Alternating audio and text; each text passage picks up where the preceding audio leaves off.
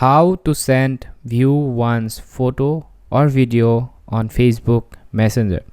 So basically there are two ways to send view once photo. First one will be from your camera and second one from your gallery. Let me show you how you can do it from your camera. So let's open our camera.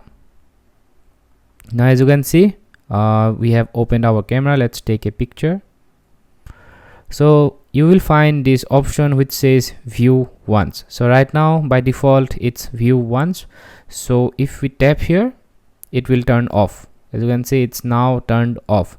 So if you want to turn this on, we need to tap here and it's on now. After it's on, we need to press this send button.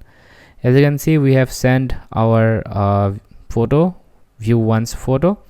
So let me show you how you can do it from your gallery. So open our gallery, select the photo, and from here we need to press this edit photo. Okay, now as you can see, it's by default view once. If you want to turn this off, tap here, it's off now. If you want to turn it on, again tap here, it's on. Okay, after you have done this, press the send button.